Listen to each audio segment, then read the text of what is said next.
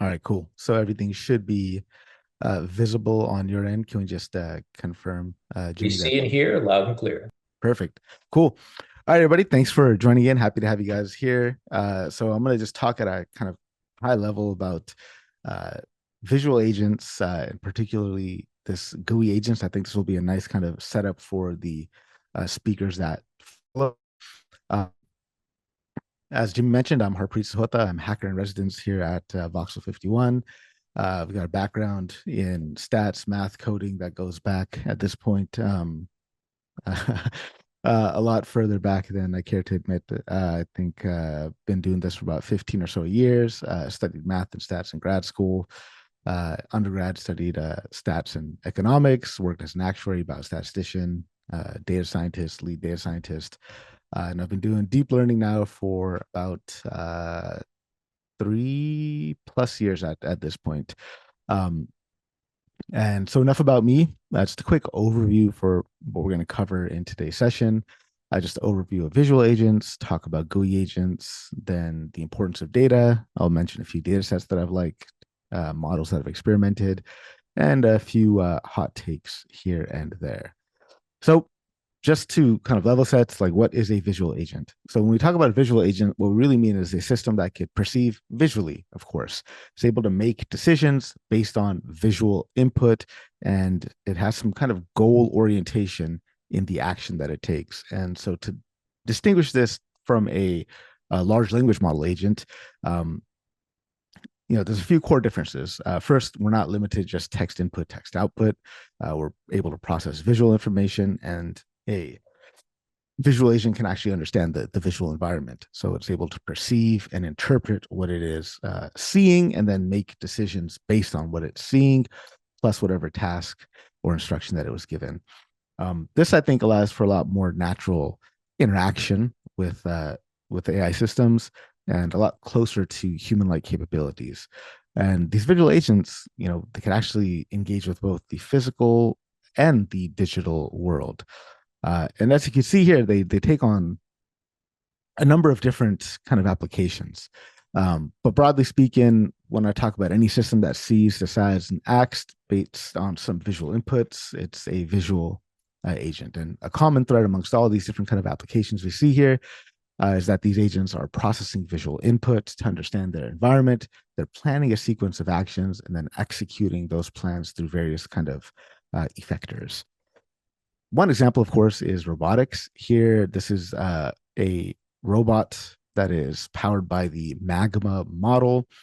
And here, the model is prompted with, put the mushroom place pot. So that's kind of the prompt format for Magma. And we see here that a robot arm is able to identify and grasp the correct object on the table. So it's able to process that visual input. It's able to determine where that mushroom is positioned relative to everything else in the scene. It's then planning some sequence of manipulations and then executing those movements. But we have the same core loop: perceive, plan, act. And this is going to apply whether the robot is sorting packages or performing surgery, let's say. In this case, the physical world becomes the environment and the interface for the agent, and the camera is their eyes. Self-driving cars also have this kind of visual agent capability. Here we're seeing some research from Wave called Lingo 2. And, as you can imagine, operating in this kind of environment, in the real world, driving a car is probably the most complex and safety critical environment you could think of. So the visual agent needs to understand, physics models, traffic rules, and then prediction of other agents' behavior. And the other agent could be a bicyclist, a pedestrian, a car, anything that could potentially interact with it. And of course, every action here could mean the difference between a smooth journey and a collision. Another thing you could think of is a game playing agent. So these are agents that are able to learn how to play everything from Atari games to even more complex kind of games. And so the agent needs to be able to learn the game mechanics, develop a strategy, and execute really precise action sequences based on visual feedback. And here they're, essentially kind of like a speedrunner that's learning to play by watching a screen and taking some sequence of actions. But I want to focus really on kind of focus of this talk and a lot of the different um, presentations to come. GUI agents. We're going to be talking about a very specific type of agent. So, what exactly is a GUI agent?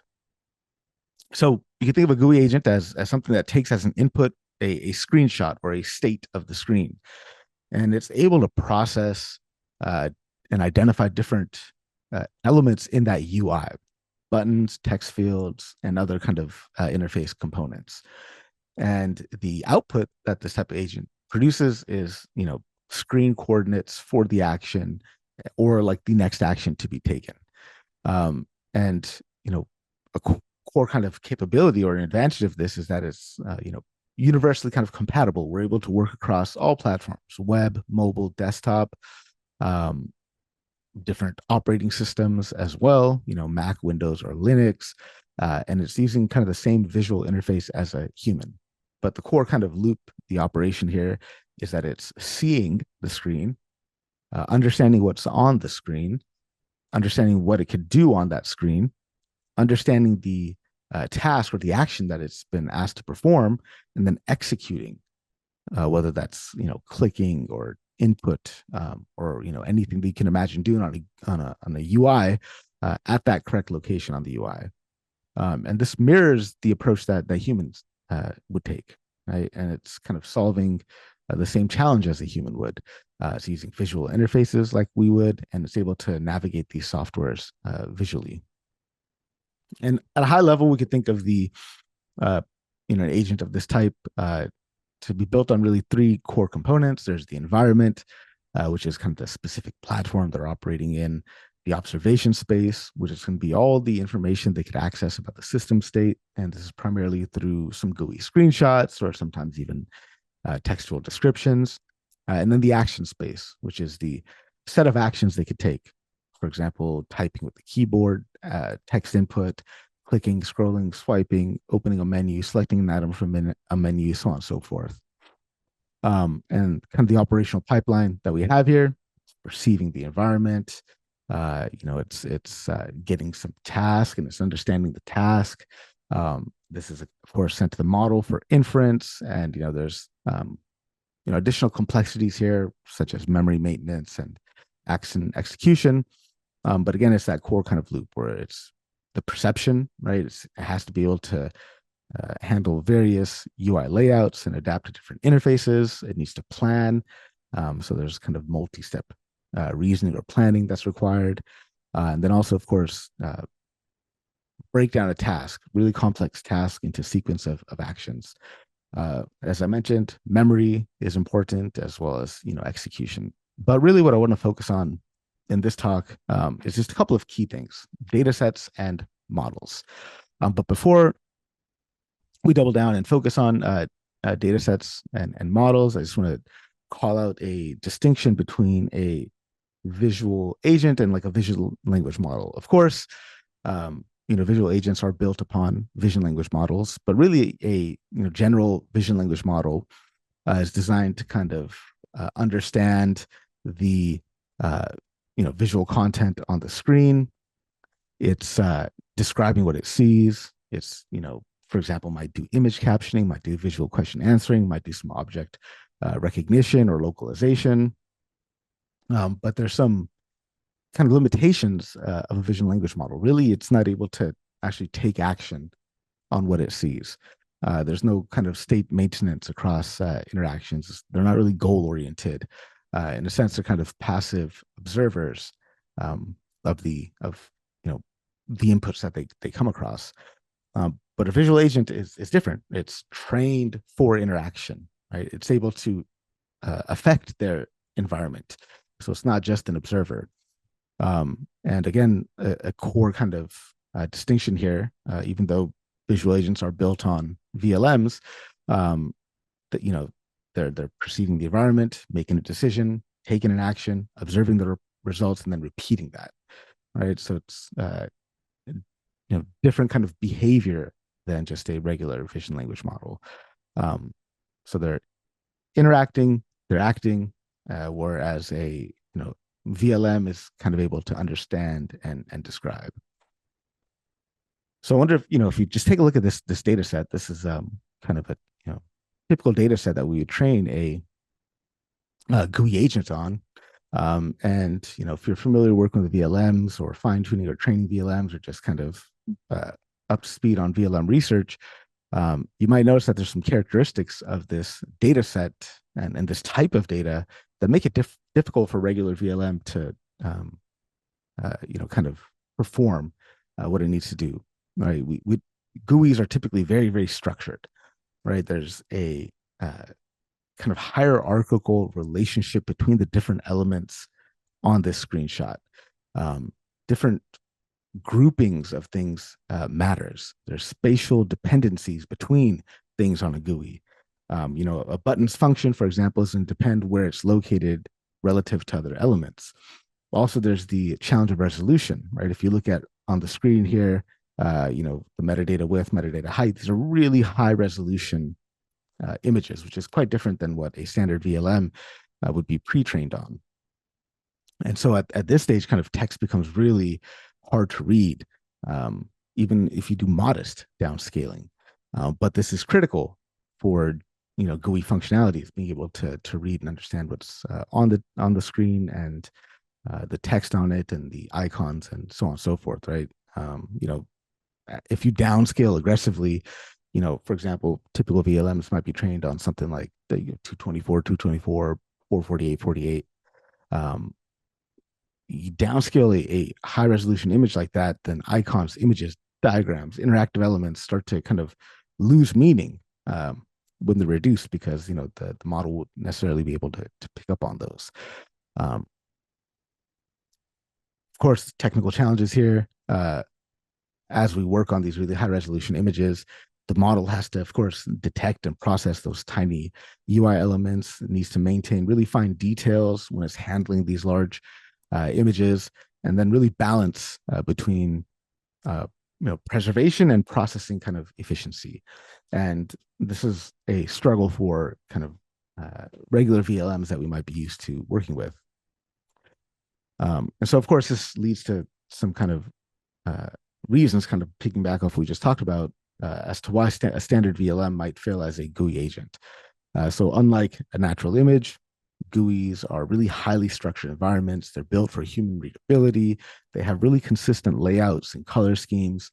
And these challenges make GUI understanding really uniquely different from natural image processing. And of course, this requires really specialized approaches that go beyond standard kind of visual AI techniques.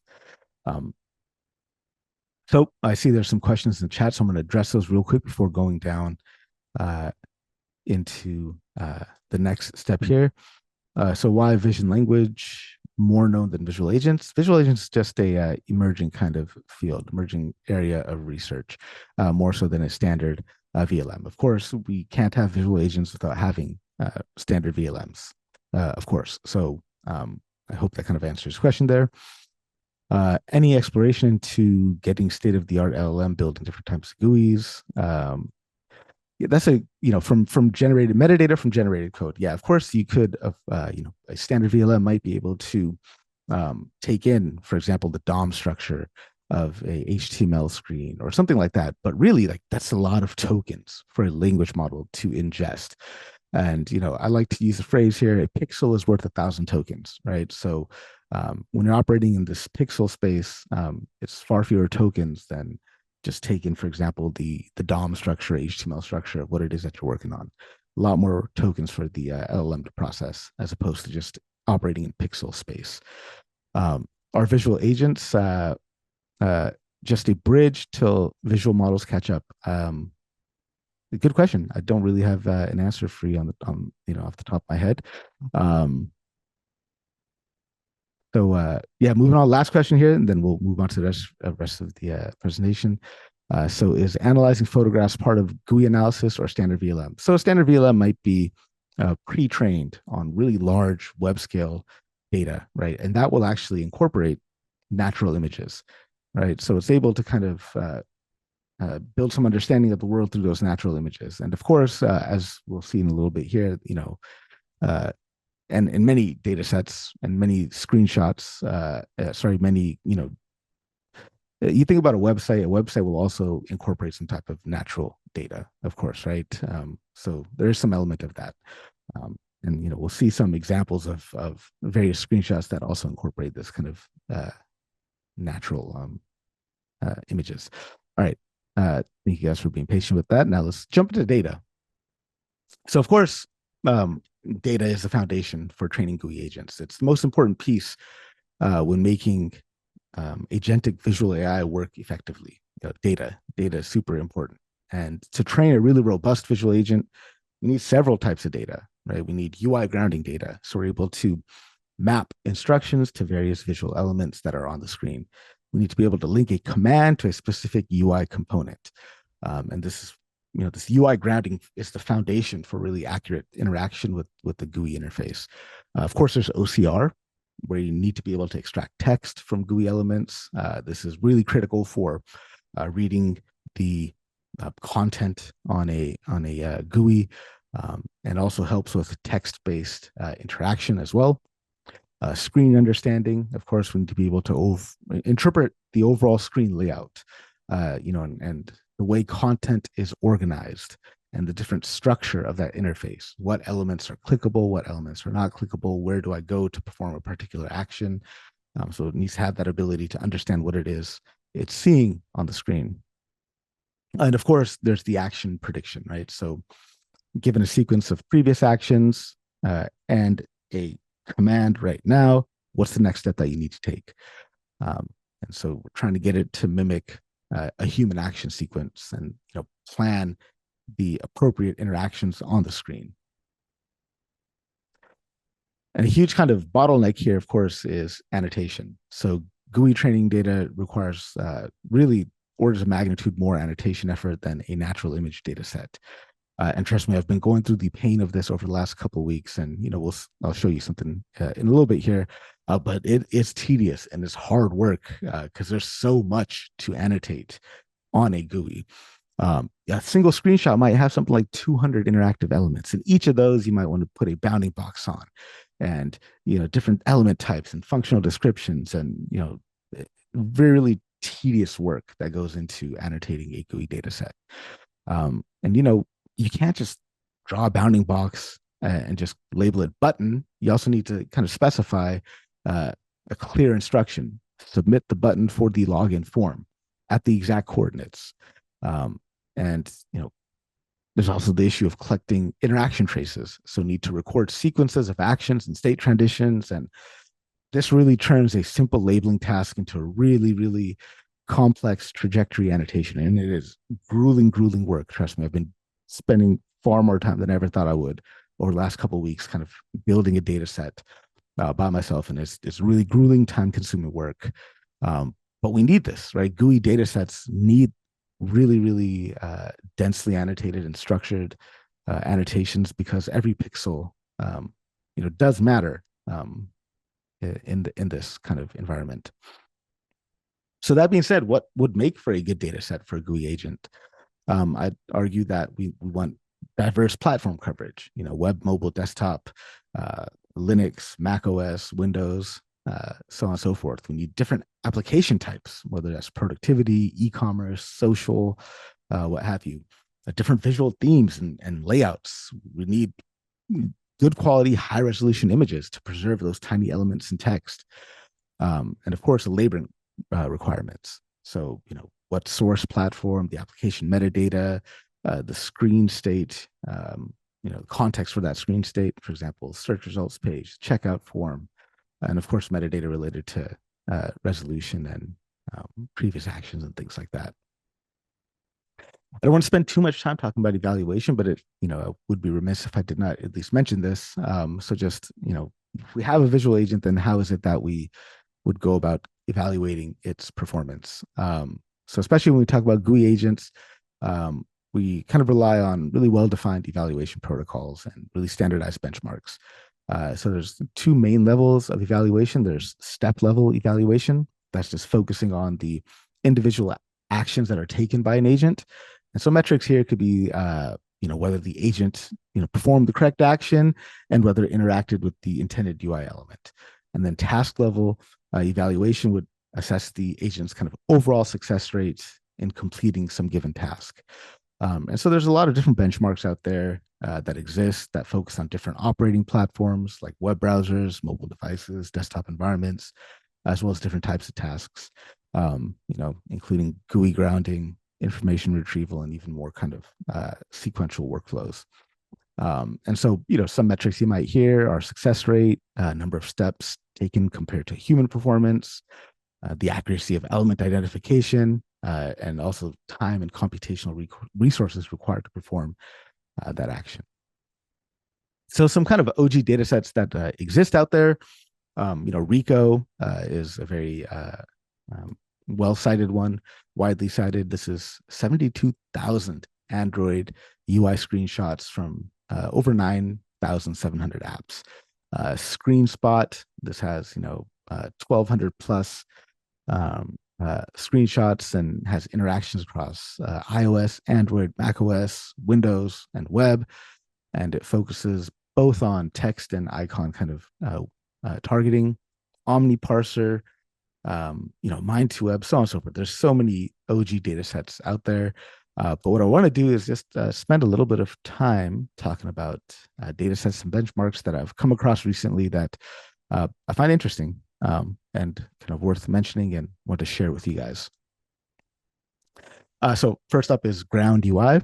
This is a data set that's actually designed to evaluate how well an agent can perform at really precise UI grounding and localization. So really generating kind of the exact click coordinates. And here we have 18,000 plus single step instruction screenshot pairs that are collected and organized from a lot of different sources across web, desktop, and mobile platforms. And the kind of issue that they want to address here is kind of recaptioning ambiguous or incorrect instructions using GPT-4o. And so here, the data set is intended to provide a really dense signal for research and gives really granular feedback on UI grounding capabilities. So a really cool, interesting data set that I recommend checking out. Screenspot Pro is really unique. I like this data set a lot. It's quite comprehensive, and it has a unique focus on professional software environments. So we have something like 1,500 high-resolution screenshots across 23 different professional applications. And so these applications span 5 industries: development and programming, creative software, CAD, scientific software, office software, and also like OS Commons. Operating systems that we have represented here include Windows, Mac, and Linux, and just very, very high resolution images. The kind of most common resolution you'll see is 2560 by 1440, which is about 32% of the data. And then those elements, the target elements, are very, very small. So they occupy 0.07% of the total screen area.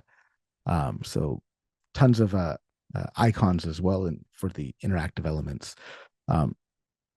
What's really interesting is the way the data was annotated. They actually had domain experts that had at least 5 years of experience using the software go through and annotate the data set. So they had some real-time annotation using some custom tools, and so really, really high quality annotations from experts. So this is useful for benchmarking, for GUI grounding in a professional environment, really testing high resolution element detection, as well as kind of evaluating how well the visual agent is for contextual understanding with some specialized software. There's also Show UI. So Show UI is considered to be a small scale data set. It's 256,000 examples, but really densely annotated with 2.7 million elements. So high quality GUI instruction following data set, and specifically curated to train a GUI visual agent for tasks like UI element grounding, as well as multi-step interactions. So super diverse. We have really diverse grounding data from mobile, web, desktop, and the instructions are GPT-4o kind of augmented. Um, they focus a lot on quality over just quantity. So instead of just aggregating data, it's really emphasizing, the authors really emphasize that is careful data curation by just focusing on visually rich elements and really, really functional descriptions. So really cool, interesting data set. And related to this research was a model, a 2 billion parameter model that's also goes by the same name, Show UI. Another data set here is called Wave UI. Wave UI, there's no paper actually associated with it. And this is actually the most popular of our data sets on Hugging Face with respect to visual agents data sets. This one gets the most downloads every month. But really, it's just a curated data set that has about 25,000 annotated UI images. And so each sample in this data set has, of course, the image, but bounding boxes that's kind of marking the location of specific UI elements. Different element types. We've got buttons, links, input fields. There's some tasks that focus on OCR. There's also the name of the element, the description of the element, the purpose of the element, what's expected to happen when you click on that element. And there's also metadata, rich metadata in terms of the platform and the language used as well.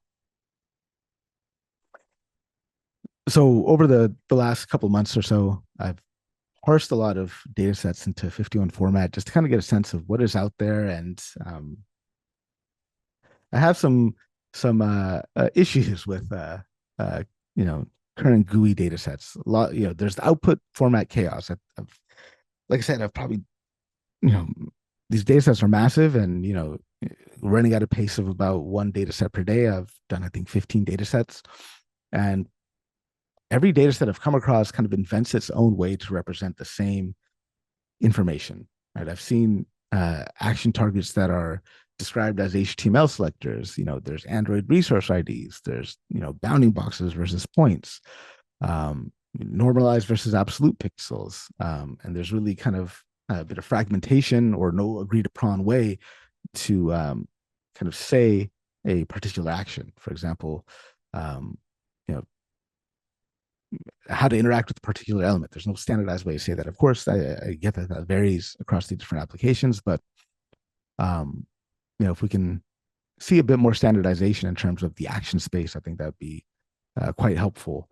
Because I've seen the same logical action named and parameterized in various different ways. Click on a desktop versus tap on a mobile. Of course, there are different actions. They fundamentally do the same thing. Swipe versus scroll. So things like this kind of make it hard to standardize. And of course, when you try to combine multiple data sets, you have to have some type of custom translation between one data set format to the other. And so you might lose some new nuances or lose some consistency between samples there. I see a lot of data sets that are really siloed by platform, and each will have its own kind of action vocabulary and submission. And of course, that's makes sense if you're just a small team and you're all using Linux or all using Mac OS. It's hard to create these data sets, and also just the annotation quality. I've seen a wide variety of different annotation issues. So missed targets, incorrect coordinates, incomplete action sequences, inconsistent labelings. And of course, you train on flawed data set, the underlying model that you train on that flawed data set will be flawed itself. I do wish there was a COCO format for GUI agents, something that was that could provide us kind of a unified schema for actions and targets. So standardized fields for actions, so standardized like names, standardized for target references, for bounding boxes and key points, and kind of standardize the between absolute or normalized coordinates. Would love to see more rich, extensible metadata, more support for sequences of actions, not just single steps, as well as state transitions. Um, yeah, I mean, so like my wish for this particular thing, like led me to just create my own tool, which I'll share with you here. So of course, like as we mentioned at the top of the hour, I'm doing like this series of events throughout this month about visual agents and how we're going to fine tune a visual agent. And I'm creating and collecting a data set myself, and I couldn't find any tools out there that could give me what I wanted. So I basically vibe coded my own tool here. Has really easy and intuitive kind of interface to use. So just kind of showing you how it would work. So here's a data set. So of course, the visual agent we'll be training is to use the 51 app. But the way this works is quite straightforward. We start a live capture. We can start a particular Chrome tab. Let's just do this 51 Chrome tab, right? Now we go here, we can capture the frame, we could draw a bounding box, right? And we draw the bounding box, and of course, what I always had an issue with was forgetting. Like I want consistency in the way I give a task and consistency between what I call things. So if I start typing in here, I could see what I've previously inputted that matches that. So we could say add view stage, and limited the action types that I could take. So I click here. What is that type of element? This is a menu item. Save that. Save the current frame, and everything that I get ends up being in a COCO-esque format. I guess it's COCO, but it's like non-standard COCO. I call this COCO for GUI format. And you can see here that the images will have metadata at the image level, and the annotations, if you scroll down here, the annotations will also be very standardized as well. And of course, there's also support for sequences of actions. So we could see here, I won't go through it now, but we could start a sequence of actions, give a prompt up front, and then form that annotation over the sequence, and the data set ends up looking something like this. You can see that the annotations, the sequential annotations, will have references to the previous annotation and the step that the previous annotation was in the process, what the previous annotation action was, and the element type. So hopefully this helps support kind of more robust collecting of data sets. So yeah, I ended up just building the tool that I wish existed. Of course, completely open source. I'll drop a link to it here in the chat a bit later. All right. So just continuing on here, it's talking about key points. I think bounding boxes. I think bounding boxes are more useful for benchmark data sets, of course, but I think when we're creating training data sets, maybe key points are all we need. Maybe bounding boxes are just a historical kind of artifact that makes GUI task really unnecessarily complex. Humans don't think click within a rectangular region that's bounded by these coordinates. They just think click that button and they just click anywhere where that button is, right? So it could be potentially that bounding boxes are forcing models to predict more coordinates than they really need. So that being said, just be mindful of the backlog of questions here and respectful of the other presenters. But I just want to talk about some real quick. Just talk about some models that I've hacked around with and integrated into 51, and kind of make it easy for you to run and test these models on various data sets. The first of which is called OS Atlas. Really good model. I like this model a lot. I think it excels at robust UI element localization, and it's insensitive to prompts. One thing I find with these GUI agent type of models is how sensitive they are to prompting. But this model seems really robust to prompting, and it's able to kind of has a really strong semantic understanding of what it is the user is intending to do. Some things is, I've seen inconsistent kind of coordinate output formats, but with a good system prompt, I'm able to coax it into outputting things the way I want. UI TARs, this model It's one of the most popular models that are on Hugging Face, and I was just expecting a lot more from this model than I got. I mean, it's very, very prompt sensitive. You deviate from the system prompt, you start getting wild results. You deviate from system prompts, it also starts taking ridiculously long to run inference. But assuming you do use the system prompts the model authors suggest you use, um, it's fast. It's really fast when it comes to just like UI element grounding in agentic workflows. Of course, all visual agents, GUI agents tend to be a little bit slow when it comes to OCR. But I mean, look at how much text is on the screen, right? So of course, I'd expect that to be slow. But yeah, what really got to me was that just sensitivity to prompts, right? I'm talking it like the model will output things, even radically different outputs, even when you add a white space, right? It becomes really kind of unstable when you start messing with temperature settings for the LLM portion. Yeah, just very, very prompt sensitive. Um, and of course, if you're using these agents in a downstream application, or want it to behave in a particular way, you'd want that kind of consistency in output and ability to really output in a consistent format.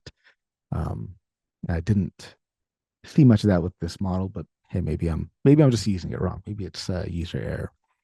But we talked about the show UI dataset. I've integrated the show UI model itself into 51. So this model, some good things about this model. Um, it gives you kind of bounding boxes as well as key points. Um, it could just do it nice and cleanly. It's actually quite fast, of course, 2 billion parameters, quite fast. Um, I noticed just a little bit of a slowdown when I'm using like a massive system prompt versus just like simple shorter prompts. Um, I I noticed that this model doesn't really have awareness of the environment that it's in, so it can't tell whether it's in a web or a mobile environment. Sometimes we'll say tap when you're on a desktop, when really you should say click, right? Again, maybe we should standardize on just one thing, tap and click, same thing, same action name. I do see some struggles here with OCR, especially when it comes to small text, and um, you give this really high resolution images, it kind of struggles a bit. Um, yeah, um, awesome model, worth checking out. And don't worry, I'm going to give you links to all this stuff so you can go back and read my full reviews. But just want to kind of move through this. GUI Actor is another cool model. I like this model a lot. No matter how you prompt it, no matter how you tweak the system prompt, it just gives you one thing: key points. And I think that's great. I think that's nice. I think that's how it should be. Another thing that I get from this, that I like from this model, is you'll see here we get attention maps in terms of where it is that the model is focusing on, which kind of gives you a little bit of explainability there. Um, I'd love to see more of that with the models that are output. I mean, and you get the attention maps, like you don't have to do any type of crazy, uh, hackery or manipulation to get those attention maps. You get them as just straight up part of the output. So quite easy. But really good model, really robust to different prompt variations. No matter how you prompt it, what you tell it to do, you just get one thing: key points. So that's great. MIMO-VL is another model that was recently released. So this defaults to outputting bounding boxes, but you can actually, write a good system prompt and you can coax it to give you key points, which is nice. And this is useful for, if you want to use it in some downstream application. Of course, like all visual agents, OCR will take a while because there's so much. Like the text is, when you go from raw input to what goes into the model, there's downsampling that happens, and then text becomes hard to read at that uh, downsampled resolution. And then, of course, just how much text is on a screen takes longer. Not mad at it. This also really excels at understanding different elements of the interface, gives really coherent multi-step interaction sequences. And you also get thinking tokens, which is pretty cool. I don't know how useful they end up being, but you can see here as I hover over one of the key points, I'm parsing the thinking tokens into it. I don't know if I want a GUI agent to just give me a bunch of thinking tokens, more so than I wanted to just do the thing I'm asking it to do. But it's interesting to see nonetheless. I guess reasoning has been a hot trend recently. Um, There was, of course, yeah. I mean, not not the most robust prompt variations. You know, you can get it to uh, uh, behave differently with a system prompt, but your mileage might vary with the consistency of the output. Um, so main points I've seen, with models, of course, kind of the same chaos with data, um, different output formats and things like that. Every model kind of reinvents how to output its coordinates.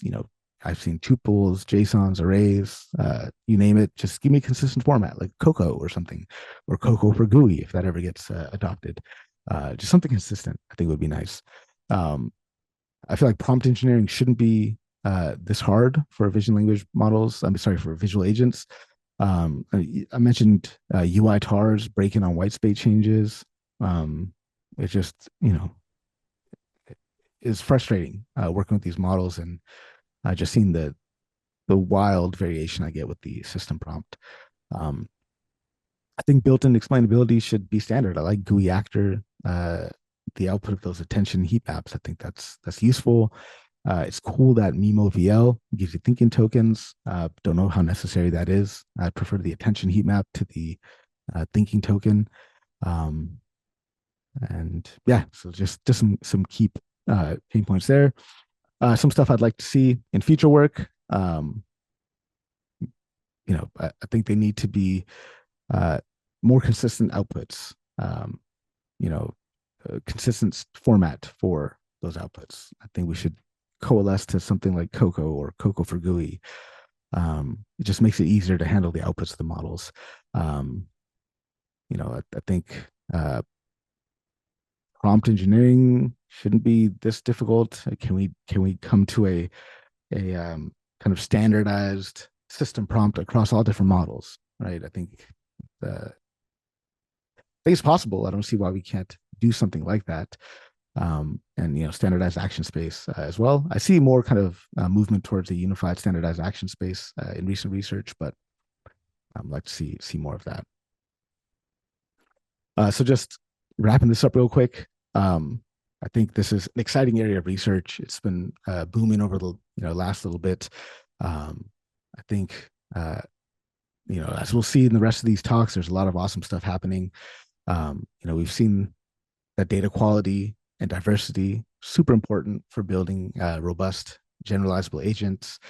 Um, you know, the importance of GUI grounding is really critical for enabling these type of agents to kind of perform well in a wide variety of environments. And I'm just hoping that as research continues, we'll look forward to kind of increasingly capable and personalized, safer assistance as well.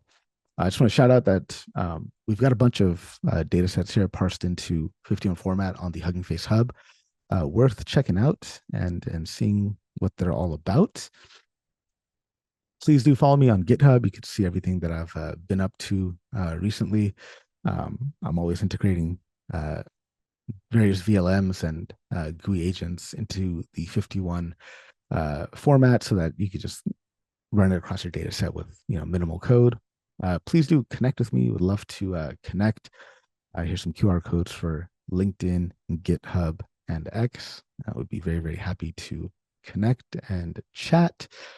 Of course, Jimmy mentioned they are a series of events I'm putting on. Hopefully, you guys will come. Hopefully, you'll enjoy them. I'm excited for them. I think they'll be interesting learning experiences for me, as well as interesting teaching experiences. Finally, I'm going to leave this one up for a while as I answer the questions. We've got you can access rather the slides I just shared with you. Just scan this QR code. You get the slides. All the presenter notes will have links to all the data sets and stuff that I'd shared with you before.